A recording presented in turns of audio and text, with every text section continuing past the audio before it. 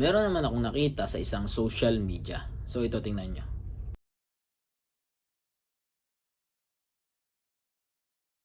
Isa daw bossen or senior rating ang na-sweep out overboard habang nagtatrabaho sa deck or sa kubyerta kahit masama ang panahon. At ang ganitong sitwasyon o ganitong pangyayari ay tamang-tama ngayon sa nararanasan namin.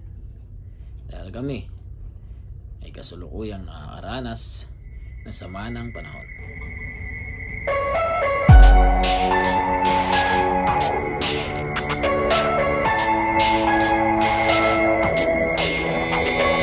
At sa mga ganitong sitwasyon, mayroong isang istorya na gusto kong ibahagi. Istorya para maging isang babala sa mga kapwa ko tripulante or sa mga tao na gusto pa lang maging isang tripulante. At ang istorya ay nagumpisa nung ako'y mag-uumpisa pa lang magbarko o sumampa dito sa company na inaplayan ko. Habang kami inihahanda at tinitrain para sa una naming barko, may isang tao na iniharap sa amin ang company namin. At ang tao na to ay nakasakay sa isang upuan na may dalawang malaking gulong at dalawang maliit na gulong. O madalit sabi, tao na to ay isang paralisado. At nagkwento at nagpakilala ang tao na yun. At ang sabi niya, siya daw ay isang tripulante na nakaranas ng aksidente at hindi magandang pangyayari habang nasa barko. At inumpisahan niya ang istorya para mas maging klaro pa sa amin ang pakay niya. Bigyan kami ng babala about sa nangyari sa kanya.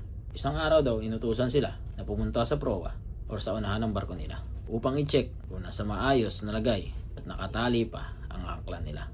Kahit na nasa kalagitnaan sila ng masamang panahon. Although nagkameron ng isang risk assessment at nagkameron ng isang pag-iwas para magkameron sila ng puwang para makapunta sa proa, meron pa rin isang bagay na hindi inaasahan na talaga nangyari.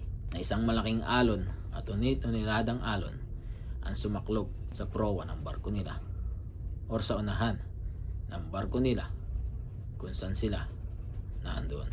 At sa isang malagim na pangyayari na yun, isa siya sa napuruhan na binuhat at winash out ng alon na yun. Hindi niya daw alam kung saan siya tumama, pero ang ramdam niya na lang yung likod niya yung namalmaan.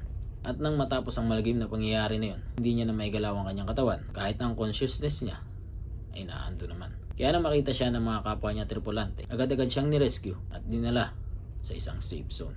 Pero huli na ang lahat, ang katawan niya hindi niya na maigalaw at isa na siyang paralisadong tripulante. At doon ko napagtanto kasama ang mga tao na nasa silid na yun na napakadelikado pag masama ang panahon. At meron siyang salita na ibinigay para sa amin. Kung maibabalik niya lang daw ang panahon, ay siguradong tatanggihan niya na ang trabaho na yon. Pero sabi nga ng iba, nasa huli ang pagsisisi.